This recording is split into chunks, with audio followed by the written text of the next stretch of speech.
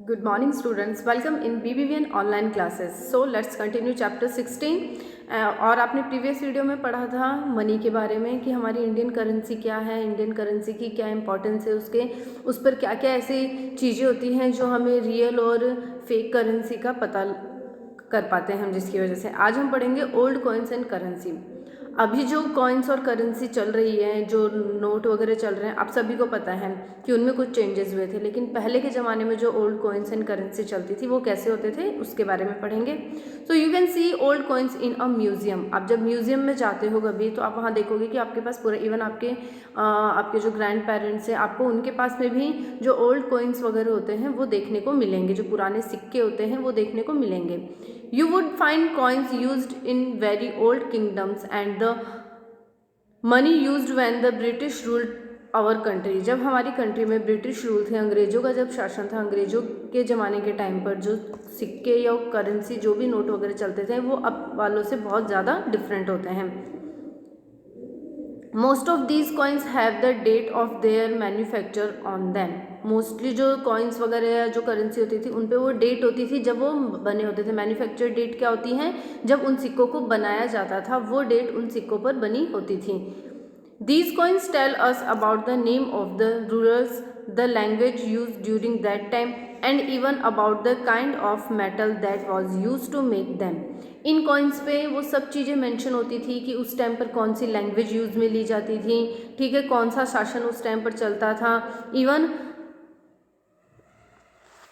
जो कॉइन जिस मेटल से बना है, जिस चीज़ से बना है, उस पर वो भी मेंशन किया होता था।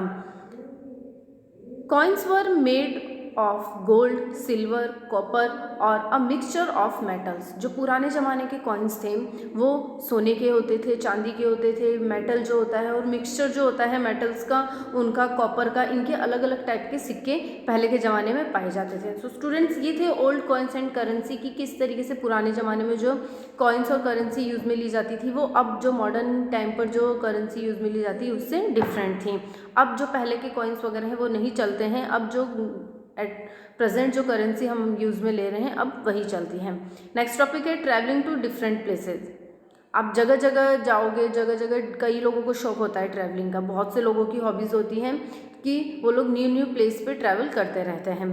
Have you ever travelled on a train? आपने कभी ट्रेन से ट्रैवलिंग की है?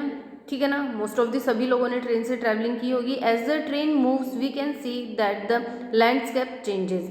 Eight same place the land may be uneven and mountains, and at other places it may be flat. The dresses that people wear, the language they speak, and their eating habits also vary from place to place.